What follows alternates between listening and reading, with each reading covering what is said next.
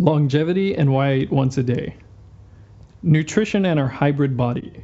In the 1950s, my friend Bill was a very gifted engineer who made an extraordinary car. The car's main fuel source was electricity, and gasoline was to be put in whenever available. It was fine for the car to use gasoline every other day or so, but the problem was that people ran it on gasoline nearly 90% of the time. This resulted in the car breaking down frequently. All the while, Bill was trying to tell people, use it the way it was designed. Despite his advice, people continued to theorize about how to properly use the car. Bill went bankrupt and left the automotive industry soon after. The situation my poor imaginary friend Bill found himself in is quite like our modern health environment. How did eating get so complicated? Most of us just want to feel good, look good, and live a long life. You would think by now there would be a straightforward consensus on what our eating habits should look like. But we're faced with countless trains of thought on the topic. Maybe we're supposed to be doing the ABC diet or the XYZ diet or something in between. One of the first diets was proposed by a man named George Shane in 1724. Now on Amazon you can find over 50,000 different books on the topic. Like Bill's car, surely there is a simple way we should be fueling our bodies that is most suitable for its design. Obviously we're not engineered, but we Homo sapiens emerged around 200,000 years ago. And the majority of that time, the food environment could not have been anything like today's food environment. Agriculture didn't even exist for a good 190,000 years of that time. Not even the fruits and vegetables we have today would have been similar as we hadn't cultivated them to our liking. Just 700 years ago, here's what a banana would have looked like. So what way of eating did we adapt to? The environment would have chosen our diet rather than us. Your choices would have been to eat what was available or be dead. The idea that our body must have adapted to a certain ratio of macronutrients available in the environment is not novel and recently has become quite well known due to the paleo diet. However, what I'm getting at is our body would have also had to have adapted to how often the food was available. There should be a natural frequency of eating that promotes health and longevity. Where to start? The logic would be that more nourishment, more food, would make you healthier and live longer. But let's take a look at this from the first principles method as described by Elon Musk. It's kind of mentally easier to reason by analogy rather than from first principles. But first principles is kind of a physics way of looking at the world. And what that really means is you kind of boil things down to the most fundamental truths and say, okay, what are we sure is true? And then reason up from there. That takes a lot more mental energy. So what do we know about longevity? Other than exercise, the word superfood might come to mind. Maybe more omega-3s or some red wine, or making sure to take supplements and drink less alcohol will make us live longer. There are a lot of things that can contribute to longevity, but there is one method accepted by science that you can use to consistently increase longevity.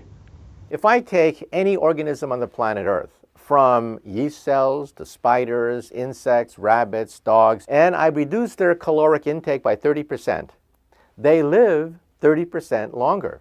The only organism which has not yet been deliberately tested by scientists are Homo sapiens. Let's start here. For some time, the conventional wisdom has been that you need to get 3 balanced meals a day to stay healthy.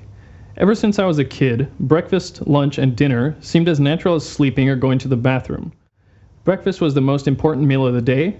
I needed a healthy lunch to focus on the rest of the school day, and being sent to bed without dinner was child abuse. The situation is basically the same in Japan where I live now, as with the rest of the world. If we want to reduce caloric intake to increase lifespan, the only choice then is to eat less at each meal, because we need 3 meals, right? But where did this 3 meals a day idea come from?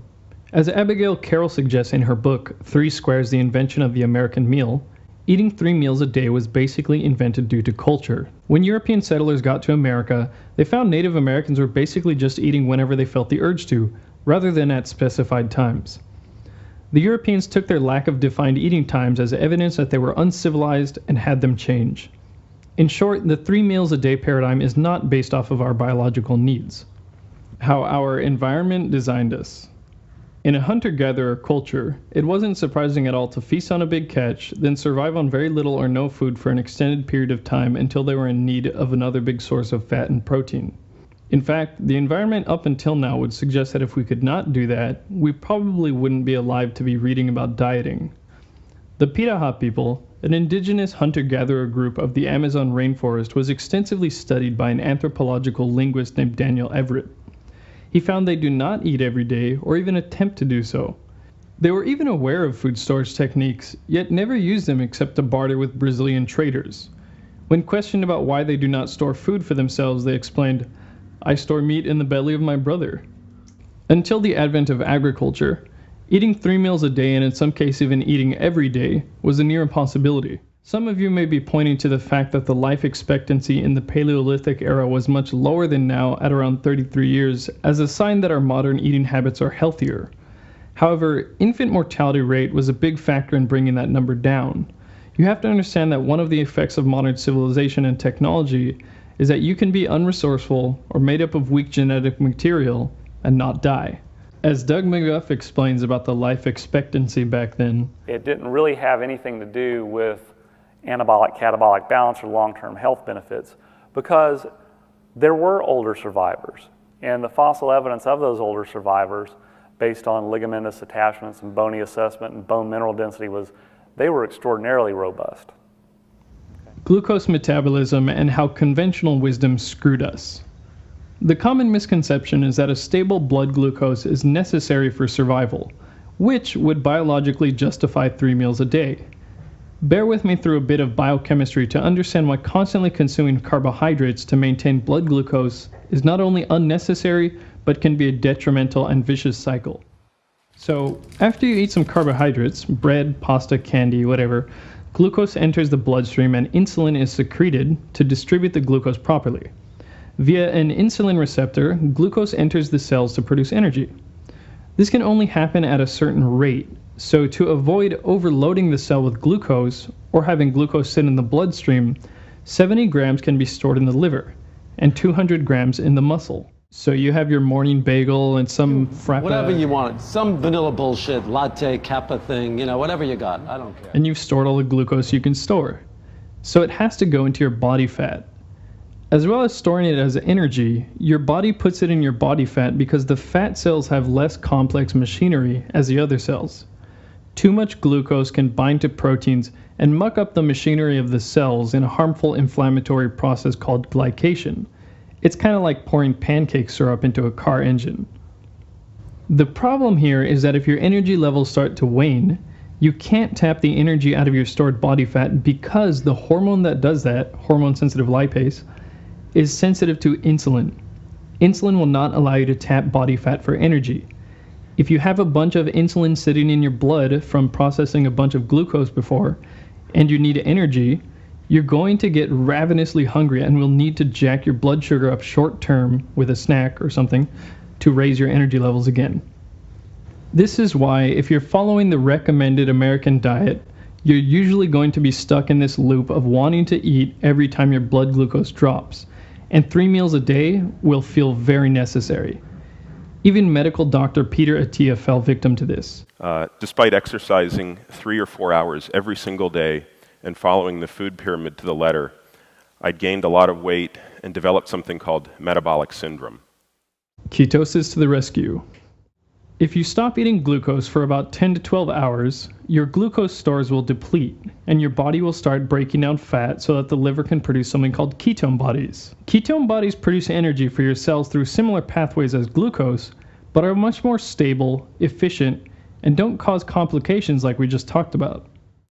You may have heard of this ketosis state referred to as starvation mode in school, but this by no means suggests that you are about to starve. I particularly dislike this term because it suggests that glucose, carbohydrates, is our body's primary fuel source, when in fact it is possible to live entirely without carbohydrates. Humans have absolutely no requirement for carbohydrate. Not 1 gram do we require.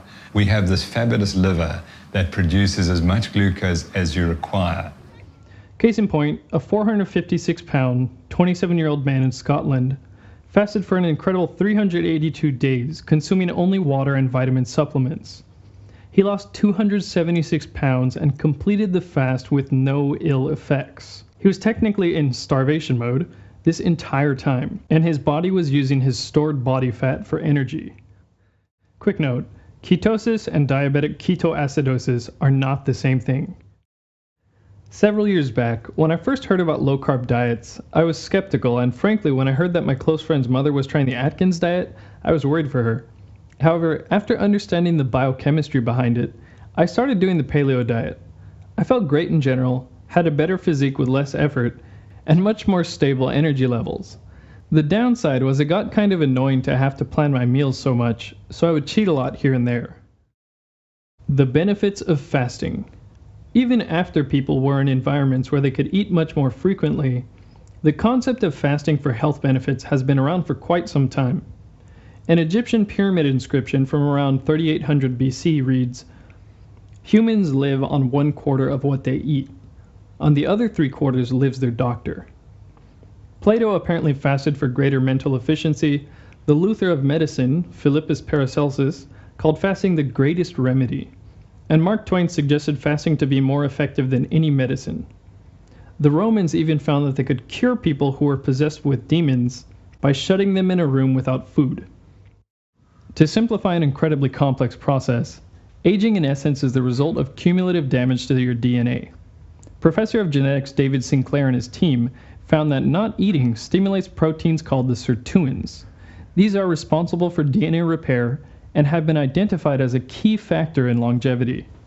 Professor of neuroscience Mark Mattson at Johns Hopkins University showed how fasting promotes the growth of new neurons in the brain. This explains why fasting is linked to the prevention of neurodegenerative diseases like Parkinson's and Alzheimer's.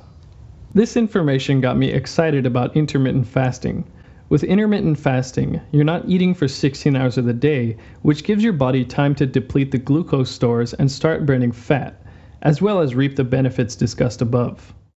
So many sources are pointing to the key here being that, whether you are doing extended fasting, intermittent fasting, or simply eating less, you are giving your body a chance to deplete its glucose stores and dip into ketosis, leading to the health benefits we discussed. I was keen on the fact that I could get similar effects to paleo with more leeway in my diet. The problem with intermittent fasting was I found myself craving food outside of the 8-hour period, and I still had to be somewhat strict with what I ate, although of course not as strict as my 3 meals a day regimen. Upton Sinclair, who was born in the late 1800s and lived to the swell age of 90, published a book in 1911 called The Fasting Cure. The book was inspired by the personal accounts of 250 people who cured some ailment with extended fasting. The ailments range from colds, headaches, constipation to arthritis, valvular heart disease, and cancer. Dr. Alan Goldhammer spoke about how in 2012, a 42-year-old patient cured her cancer, stage 3 follicular lymphoma, with a 21-day fast. All this opened me up to try my first week-long fast. But I ended up quitting around the 4th day, even though I didn't feel particularly bad. While I missed my goal and I didn't really feel all that different afterward, over the next following days I started to notice something. I used to enjoy eating some refined sugar crap here and there, but after the fast I wasn't so interested. It was like it reset my eating preferences.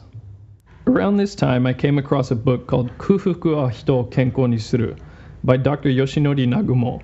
The title means Hunger Makes People Healthy, and it provides an incredibly compelling argument for limiting yourself to 1 meal per day. It touched upon many of the things I've talked about here, some things I didn't, and it dispelled some worries I had like malnutrition. Also, it was easy to trust him since he's 30 years older than me and looks younger than I do. I decided to try eating once per day for 2 weeks. For 3 weeks prior to starting, I had been showing my little sister around Tokyo while eating basically anything and everything that looked good. I started the Nagumo plan the day after she left, and the first 3 days were definitely the hardest. When the clock hit around 11 a.m., I realized I wasn't getting the joy from eating that I was used to around this time of day, and started really wanting to eat. My stomach didn't particularly hurt. It was the equivalent of not being able to play video games when getting home from middle school. Around 4 p.m. was when I was convinced that I was really hungry and needed to eat. Waiting another 30 minutes until 4:30 p.m. to eat was like pushing through a last set of squats. The next 2 days were slightly easier, and come the 4th day, I realized I wasn't looking at the clock thinking, only 4 more hours to go. A week later, I decided to put the diet to the test by doing a 50-kilometer bike ride to Atsugi from Tokyo. I hadn't been working out all that much, and the usual bike ride for me was about 3 kilometers. It was, unsurprisingly, difficult, but I never felt really physically weak. I had hunger pangs earlier than normal, but I didn't feel like I had less strength from a lack of food. This made me decide to stick with eating once per day. It's been a month since I started, and I feel great in general. My energy levels are very stable, I feel more focused, and surprisingly, I have less problems with hunger compared to intermittent fasting. Even if I don't eat the healthiest meal, I can now feel confident that my body will have more than enough time to empty out whatever excess glucose or toxins I ingested. The only time I do crave unhealthy food is when I've had some alcohol. Looking back, it's hard to imagine having to pile so much food into my stomach throughout the day. Other than the health benefits, one other reason I do this is the same reason Steve Jobs wore basically the same thing every day. It makes choosing easier, and it frees my brain up to focus on other things. At least for myself, the amount of new information I get only changes my behavior by a small factor. For example, if I increase my knowledge about the detriments of alcohol by, say, 60%, maybe I'll cut my intake by 30%. With this article alone, I'm not expecting you to suddenly start eating once per day, but hopefully you can start giving your body a break and eat when you need to, not when the clock says you should. If you like this, be sure to subscribe. I'm trying my best to have a new video out at least every 2 weeks, so stay tuned. You can see my last video here.